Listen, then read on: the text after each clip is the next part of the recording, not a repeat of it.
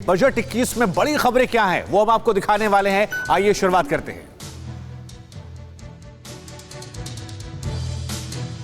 आज आएगा 2021-22 का आम बजट। सुबह 11 बजे वित्त मंत्री निर्मला सीतारमण लोकसभा में पेश करेंगे बजट। ये मोदी सरकार 2 और निर्मला सीतारमण का तीसरा आम बजट होगा। कोरोना की मार झेल रहे लोगों को बजट में राहत मिलने की उम्मीद।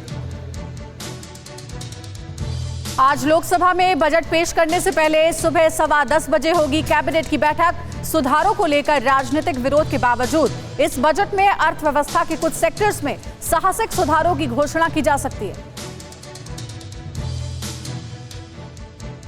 बजट से पहले TV9 भारतवर्ष से बातचीत में बोले मुख्य आर्थिक सलाहकार KV सुब्रमण्यम, देश की अर्थव्यवस्था में आएगी तेजी, महंगाई की घटेगी रफ्तार, पुजारा की तरह सरकार की नीति मजबूत।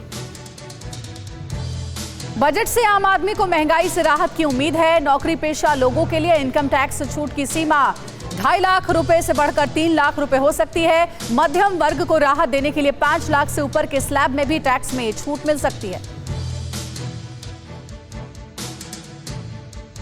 आम बजट 2021 में पेट्रोल डीजल की महंगाई से राहत मिलने की उम्मीद। कीमतों को काबू में करने के लिए सरकार पेट्रोल डीजल पर एक्साइज ड्यूटी घटा सकती है। इलेक्ट्रिक व्हीकल और वैकल्पिक ईंधनों से चलने वाले वाहनों की खरीद पर सब्सिडी का ऐलान संभव है। इसके अलावा LPG के लिए सब्सिडी राशि बढ़ाई जा सकती है। ट्रेन में सफर करने वाले यात्रियों को आम बजट 2021 से बड़ी उम्मीदें हैं। यात्री सुविधाओं में बढ़ोतरी हो सकती है। तेज रफ्तार ट्रेनें सरकार के एजेंडे में टॉप पर हो सकती हैं। तेजस ट्रेनों का विस्तार, किसान ट्रेन के लिए अधिक रूट खोले जा सकते हैं। मोदी सरकार ने 2017 से रेल बजट को आम बजट में समायोजित कर दिया है। प्रधानमंत्री कृषि सम्मान निधि के तहत किसानों को 6,000 रुपए सालाना की जगह सीधे 8 से 10,000 रुपए बैंक खातों में देने का ऐलान कर सकती है। इसके अलावा मोदी सरकार किसानों की आय दोगुनी करने के वायदे को पूरा करने के लिए आम बजट में कुछ खास ऐलान कर सकती है। इससे नाराज किसान भी खुश हो सकते हैं। कृषि सेक्टर में भारी निवेश का रोड मैप पेश किया जा सकता है। नेशनल ऑयल सीड मिशन के लिए 5,000 करोड़ का आवंटन संभव है।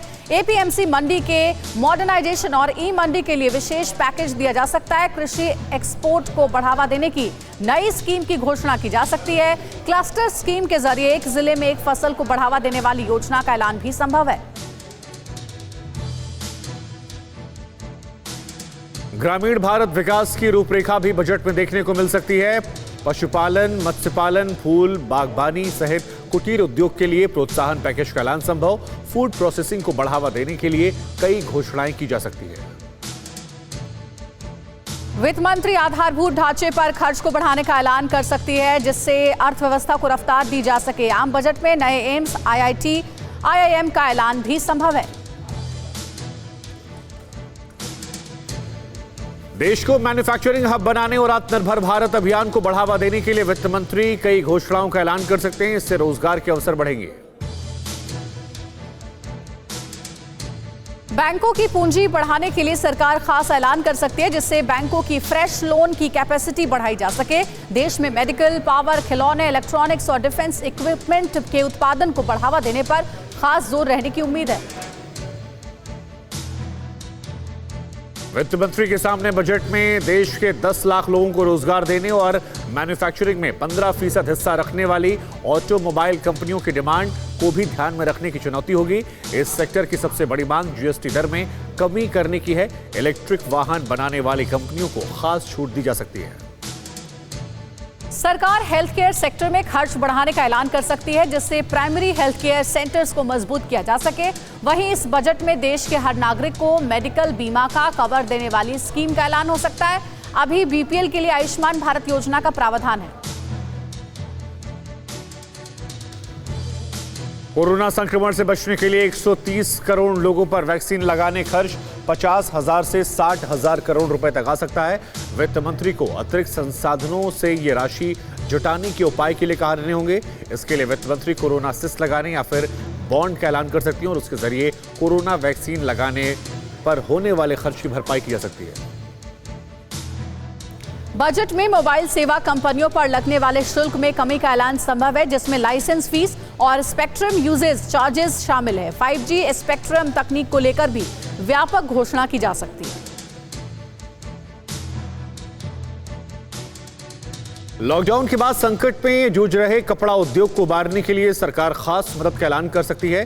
कपड़ा उद्योग रोजगार मुहैया कराने में कृषि के बाद दूसरे नंबर पर है। ज्वेलर्स इंडस्ट्री की डिमांड को देखते हुए सोने के आयात शुल्क में कटौतियां की जा सकती है।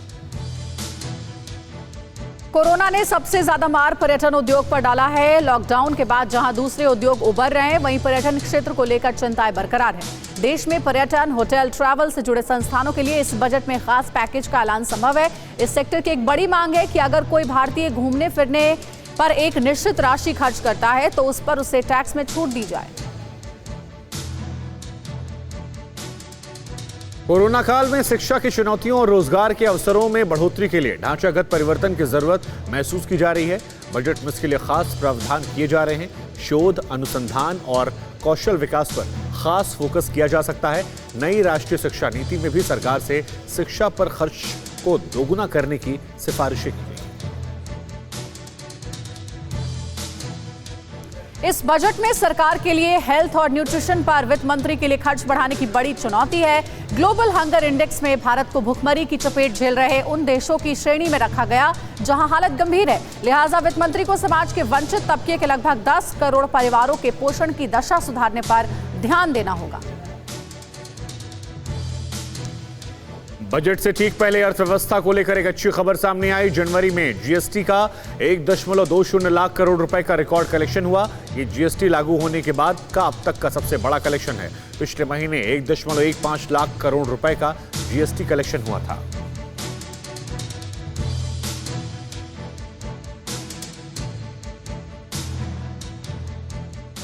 न्यूज़ टॉप 9 रोज सुबह 7 बजे और शाम 7 बजे सिर्फ TV9 भारतवर्ष पर।